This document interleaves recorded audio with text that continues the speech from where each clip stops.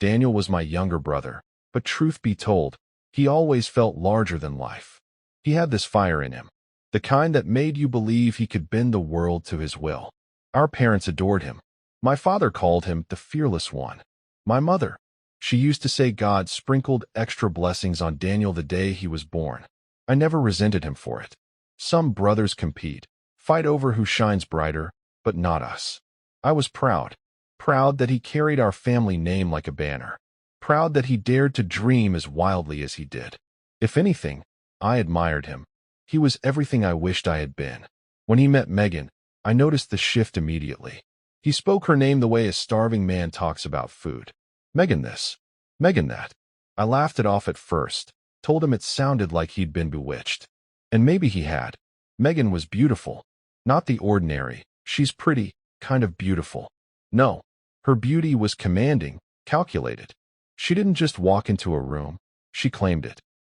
I saw it for myself the first time Daniel introduced her. Heads turned. People whispered. And Daniel, he looked at me like he'd just won the grandest prize of all. She's the one, James, he told me that night. I don't care what it takes. I'm going to marry her. And he did. But it wasn't smooth sailing. Their relationship was a storm. On again, off again, breakups that never lasted more than a week. They'd fight, curse, slam doors, and then, days later, I'd see Daniel smiling again, saying, "We worked it out." I remember pulling him aside once. "Daniel, are you sure about her? I mean, the way you two go at it, it's not normal."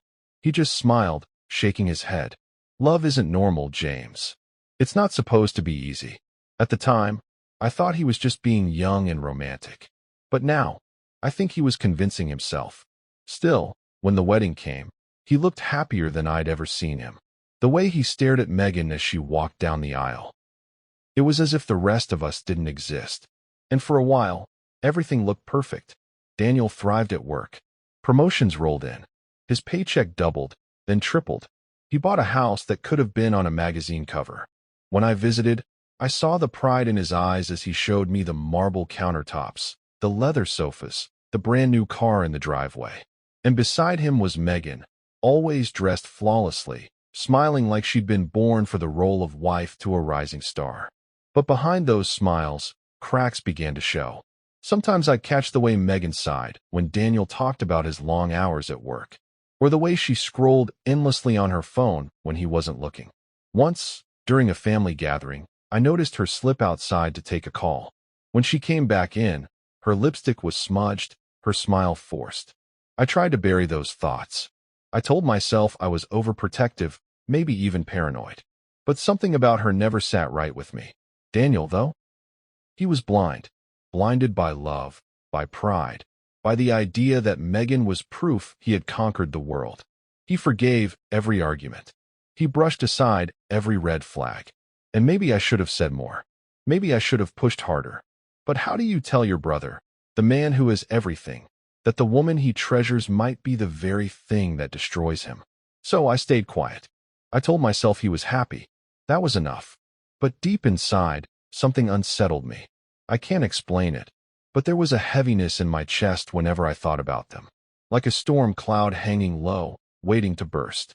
And when the storm finally came, it came harder than anything I'd ever imagined. If I'd trusted that feeling, maybe things would have been different. Maybe Daniel would still be alive.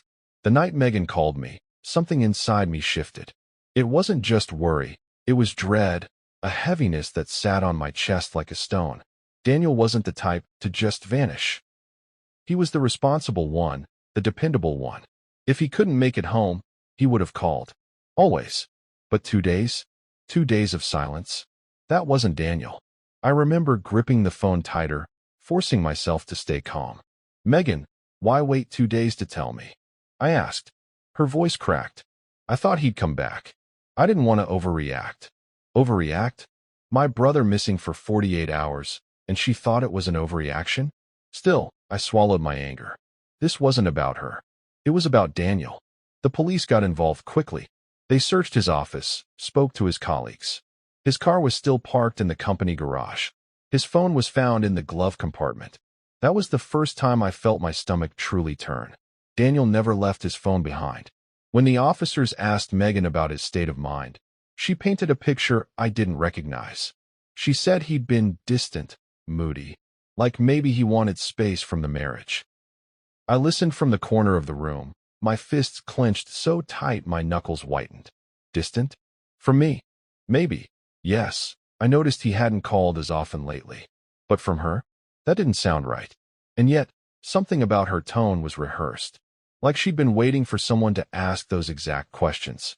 The days dragged on, each one heavier than the last. We plastered his face on posters, handed out flyers, begged on television for any leads. Strangers called with tips that led nowhere. Every time my phone rang, my heart would leap, then crash when it wasn't the call I prayed for. And Megan? She cried for the cameras. She wept in front of neighbors. But when the doors closed, her tears dried quick. Too quick. I started watching her closely, and I noticed things. The way her phone never left her hand, how she typed furiously late into the night, locking herself in the bedroom. Once, when she thought no one was looking, I saw her smile at a message on her screen. A smile. While my brother was missing, I wanted to confront her, but what proof did I have?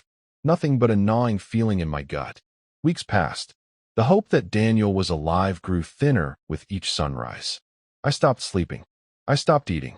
I would lie awake, replaying every memory of him. Our childhood, our late-night talks, his laughter echoing in the house. And then I'd hear Megan in the next room, her muffled voice on the phone, always whispering, always careful. The search parties became routine. Fields, abandoned buildings, highways, and then came the river. It was a gray morning, cold enough to sting the skin. Dozens of us trudged along the banks, calling Daniel's name like he might answer back. I prayed under my breath with each step. Please, God, let him be alive. Please. And then the dogs barked. It was frantic, desperate, the kind of barking that tells you something is wrong. I ran before anyone could stop me, my boots sinking into the mud. I saw the officers pulling something from the water. A black bag. Heavy. Bloated. My heart dropped into my stomach. I didn't need to see. I knew. They tried to hold me back, but grief makes you strong. I shoved forward, but the smell hit me before I could get closer. That foul, unmistakable smell of death. My brother. My knees gave out. I don't remember falling, but I remember the sound that came out of me. Half scream, half sob. My world collapsed in that instant. The golden boy of our family, the fearless dreamer, gone. They told me to step back, but I couldn't move. My heart was broken, but under the grief, something else burned. A question. No, more than a question, a certainty. This wasn't an accident. I replayed every moment. The phone call, the lies about his mood, the way Megan cried only when people were watching. None of it made sense. None of it fit. That night, I sat in my car outside Daniel's house, staring at the windows lit from inside. I thought about how quickly Megan had shifted from a worried wife to a grieving widow. I thought about her late-night calls, her suspicious smiles, and I made a decision. I wasn't going to wait for the police to tell me what I already knew. So I hired Michael Kane, a private investigator with eyes sharper than any detective I'd met. The kind of man who had contacts everywhere: bars, hotels, clubs, even the underbelly of the city. When I met him, he didn't waste words. He just listened, jotting notes as I spoke, nodding slowly. When I finished, he looked at me and said, "If there's something hidden here, I'll find it." And I believed him. For days, I waited, my grief twisted with rage. Every knock at the door sent my heart racing. Every phone call made my hands shake. Until finally, Kane called me in. I sat across from him in his dim office, the smell of old coffee lingering in the air. He looked me straight in the eye, no pity, no hesitation. "James," he said, "your sister-in-law isn't who she pretends to be. She's been busy, real busy." And in that moment, I knew. My instincts were right. My brother hadn't just vanished. He'd been betrayed. And Megan, my brother's beautiful, untouchable wife, was at the center of it.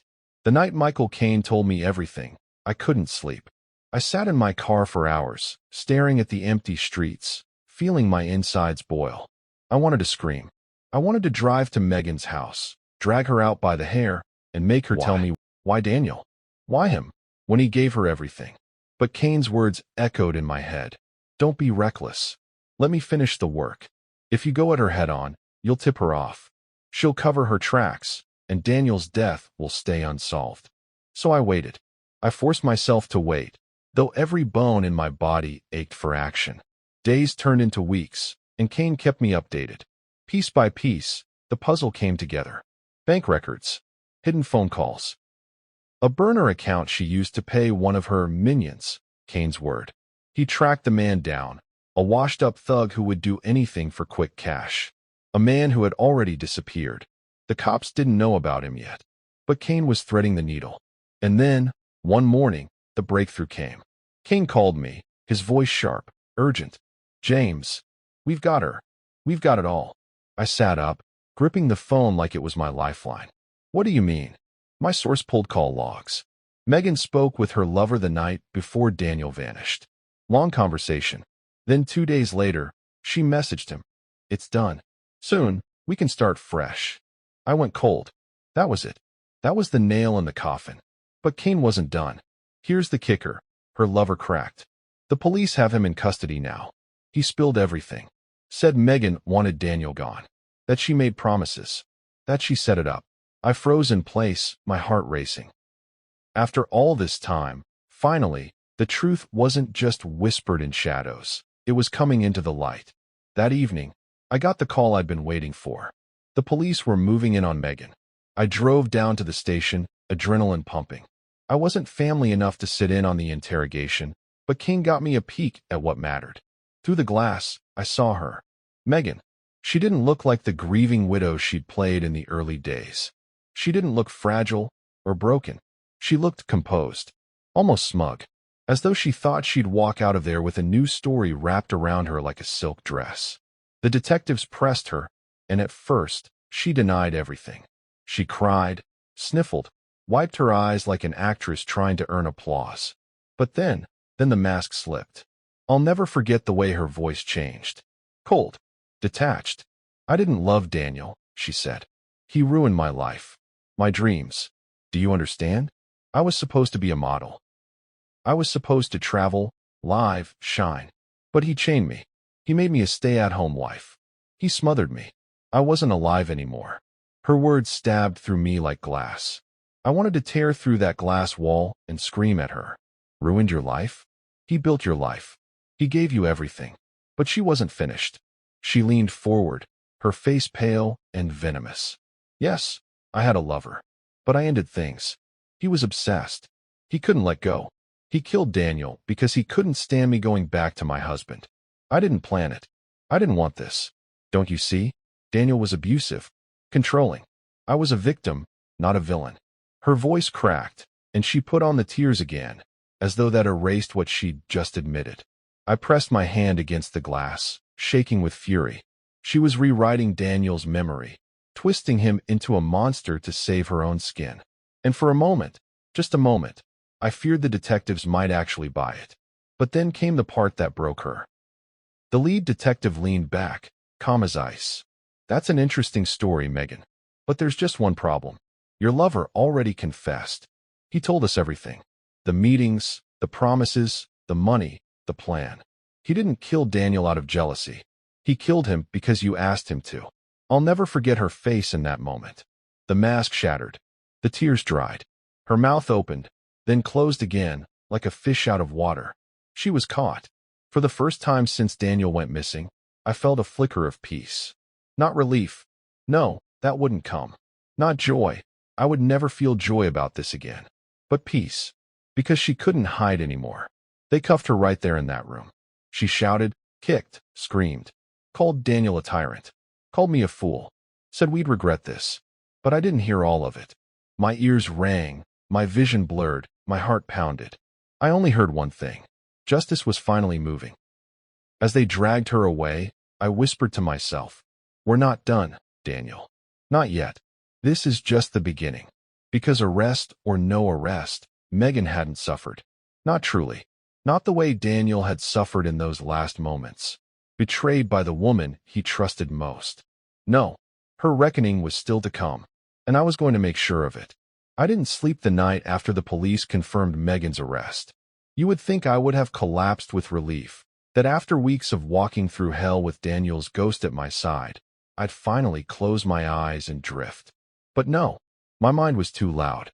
Too loud with the sound of my brother's voice, the way he used to laugh at his own terrible jokes. Too loud with the thought of Megan's face when the cuffs closed around her wrists. Relief was supposed to come, but it didn't. I stared at the ceiling in the dark, the plaster painted over too many times to hide the cracks, and all I felt was hunger. A deep, raw hunger that the law alone couldn't feed. Megan was behind bars, but I wanted her to feel. I wanted her to rot from the inside before the judge ever passed a sentence. Because Daniel didn't just die. He was betrayed. Betrayed by the one person he let closest to his heart. And betrayal like that, cold, calculated, dressed up as love, deserved something more than prison bars. 2 days later, I stood in a gray-walled visitation room at the county jail. The air smelled like disinfectant and stale coffee. I shouldn't have been there. Kane told me not to. Let the courts do their work, he said. But I had to see her with my own eyes, had to look at the woman who had charmed my brother into the grave. The guard brought her in. She wore the standard-issue orange jumpsuit, her hair tied back in a messy bun. She still carried herself like a queen, though, the kind of poise that comes from years of knowing the world bent for you. Even in chains, Megan made a performance of sitting down across from me, folding her hands neatly as though we were at some upscale cafe. "James," she said, her voice low, steady. Not shaken, not ashamed. "I was wondering when you'd come." I just stared at her. For a long moment, I couldn't speak. I wanted to spit venom, to call her every name in the book, but the words lodged in my throat. "Finally," I said, "you killed him." Her expression didn't change. Not a twitch, not an ounce of guilt. "I didn't put my hands on him," she replied smoothly. "You should know that." I leaned forward, fists clenched on the cold metal table. "You ordered it. You might as well have pulled the trigger yourself." For the first time, she tilted her head, gave me this almost pitying look. "You don't understand, James. Daniel wasn't the man you thought he was. He ruined me. He made me his trophy, his pet. He wanted me locked away, smiling at dinner parties, raising children I didn't want, living a life that wasn't mine. I was suffocating. I almost laughed, but the sound came out broken, raw. So your solution was murder? To dump his body in a river like garbage?" Her eyes flashed then, a crack in the armor. "I ended things with him, with the man I loved, and Daniel found out. He threatened me. Do you know what it's like to live with someone who controls every inch of your life?" The sheer gall of it made my blood run hot. She wanted me to believe Daniel had been some kind of monster, that her hands were clean. But I already knew better. The police already had her lover in custody. He had sung like a canary. Every detail, every sordid word. And still she sat there, spinning her web, daring me to fall in. I stood up so fast the chair legs screeched against the floor. The guard tensed, ready to step in. I kept my eyes on Megan. "You'll get what's coming to you," I said. My voice was low, shaking with barely contained rage. "But prison isn't enough. Not for what you did. You're going to lose everything.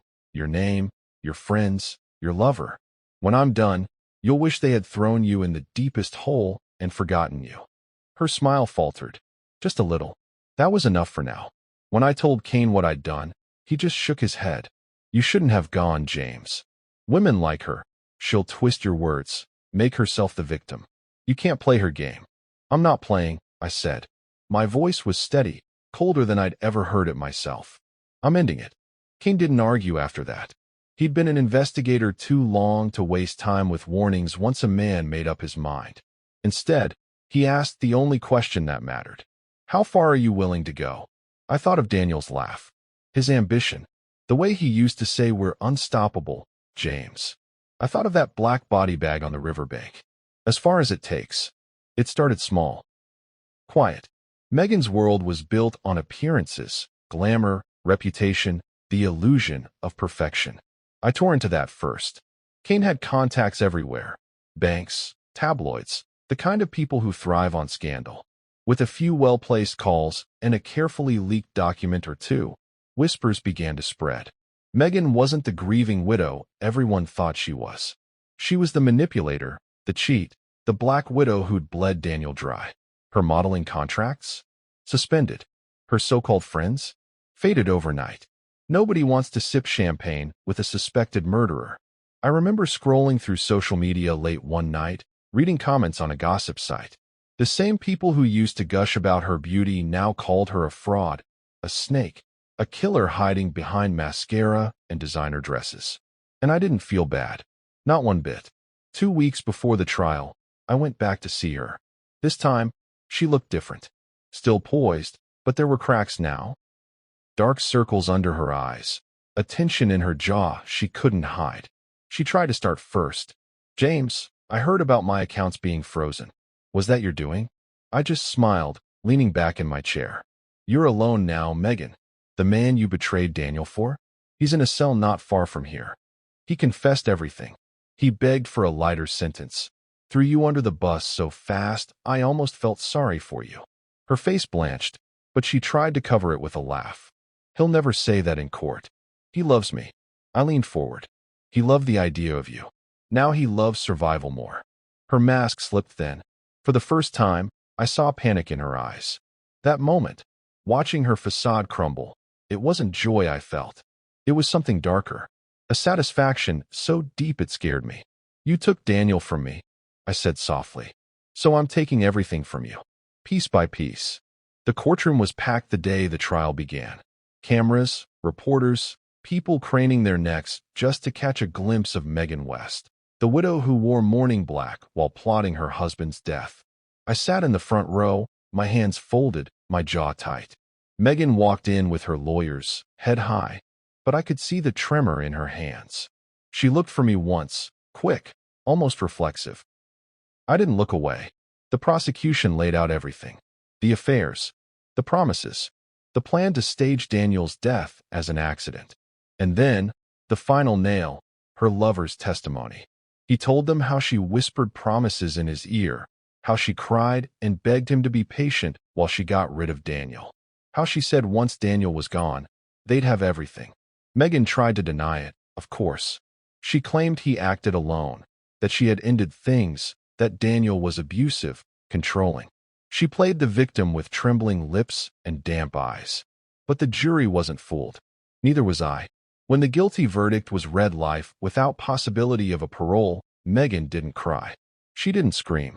She just sat there, staring straight ahead like a fool wondering how she got there, her mask finally stripped away.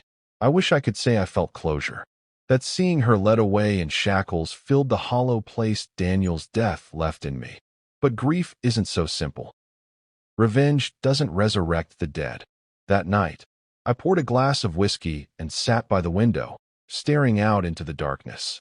I thought about Daniel, about the way he lived boldly, recklessly, chasing dreams without fear. And I thought about how he'd want me to live now. I don't know if I'll ever stop hearing his laugh in my head, or seeing his smile when I close my eyes. I don't know if Megan will ever fully pay for what she did. But I do know this. She's gone, stripped of everything she once was. And Daniel's name will outlive her lies. That will have to be enough. Daniel didn't deserve what he got, but I'm sure she got served with a hot bowl of justice. I miss my brother every day, but the knowledge of her rotting in prison gives me peace knowing I did everything within my power to put her there, and that all the closure my family needed. Let's know your thoughts. Did Megan deserve the death penalty? Like, subscribe, and drop your comments in the comment section. Thank you for watching.